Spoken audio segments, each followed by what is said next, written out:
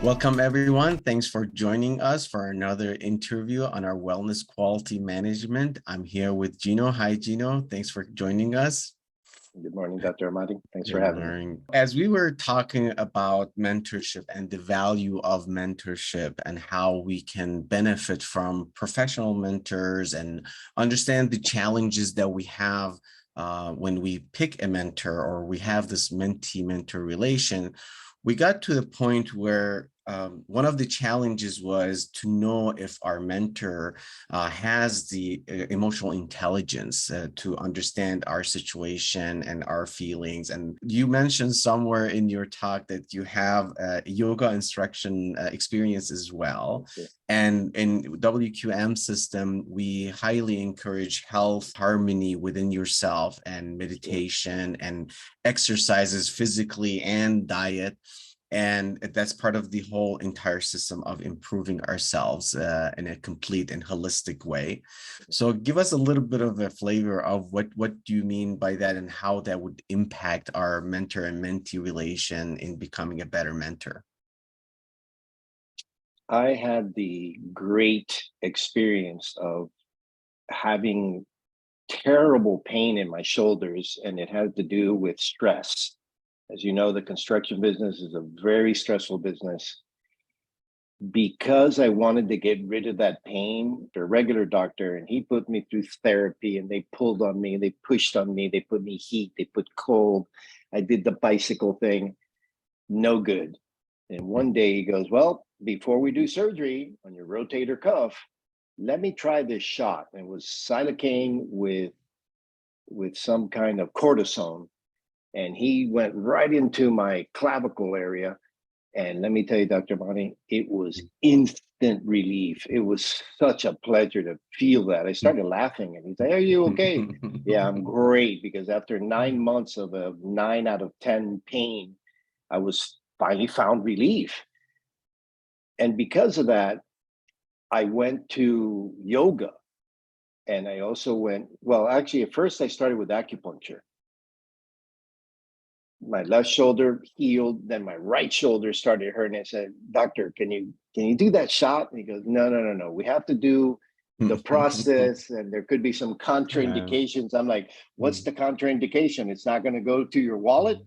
So he said, no, I can't do it. So I found acupuncture, and I found a wonderful doctor trained in traditional Chinese acupuncture, but she's also a graduate psychologist. So she worked on my body, but she also worked on my brain. So one of the first sessions we had, she goes, Geno, you look a little bit overweight. You got to do something. And that week I got a flyer in my mail at my where I lived, and there was some free yoga classes at my condominium club. And I said, okay, let me try it. So I went and did that. It was every Saturday, and I was so faithful about it. No matter how late I stood up or how I felt, I was there. I was consistent. I made it. Sometimes I would cry because of the pain. Other times it was tears of joy of the relief that I was getting. So I go back to see her, and she says, well, Geno, you did good, but you still need to do more. Well, that week I got another flyer that there were these yoga classes at my at a school, a local elementary, and I met another instructor who was wonderful. And then now it became 3 times a week. And then my first class got 2 classes, and it became 4 times a week. And then after that, boy, I just became a junkie. I was like looking for a class every day, and I did that for 40 days.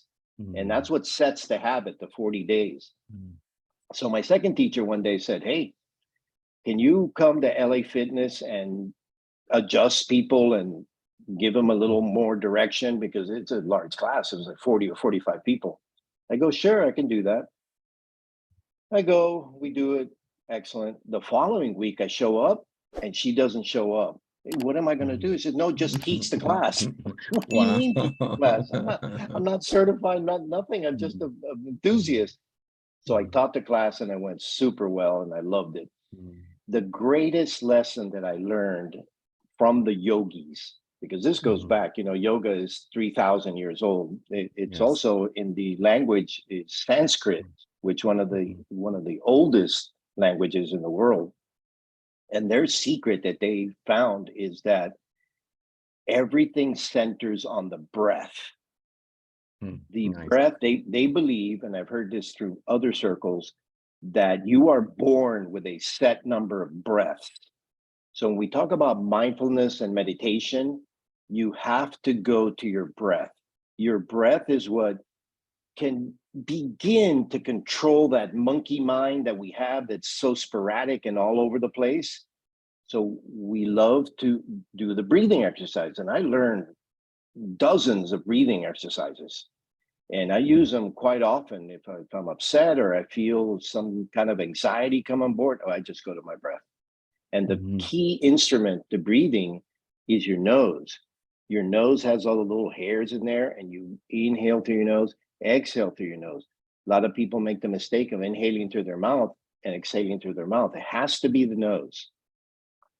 So the breath was the greatest discovery, and that's something that I used often. So the other day, I'm doing a corporate training at a medium to large size construction company on public speaking and presentation mastery.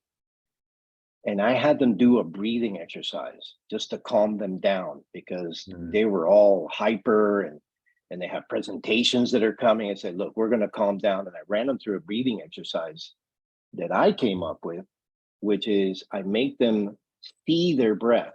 So the breath is you close your eyes and you visualize your breath going into your nose, hitting the back of your throat, washing down your lungs into your stomach, and then rising out, and it comes through the top of your head and comes out. So you see your breath. You can hear your breath because there's a form of breathing called ujjayi breathing, which is through your nose and it has a sound. Mm. Nice. You hear that Mhm. sound? So they Mhm. saw it, they heard it. Mhm. Then I make Mhm. them feel it because there's a temperature Mhm. differential between the Mhm. coolness of the air as it rushes in and the warmth as it goes out. And the last one is to taste your breath. So you're Mhm. imagining these things where you're seeing it, you're hearing it, you're tasting it, and you're feeling your breath. That is such a connection with your breath that all troubles leave you, all stress goes away, and you just Nice. become a much calmer person. And by slowing your breath down, you Mhm. will live longer because if you're born with a set number of breaths, don't use them all Right. being And hyper. that happens when you're stressed and you're Yeah, angry and you have anxiety, of course. sure. And Your breathing this is is interrupted. great.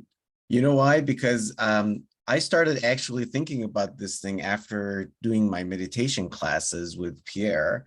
And Pierre helped me understand the difference between emotions, the feelings, and the thought process. And we use different anchors, such as what you just mentioned. The breathing is an anchor, and then we have physical anchors and other anchors that come to mind that some people are visual, some people go with hearing and like the voices in their head or whatever.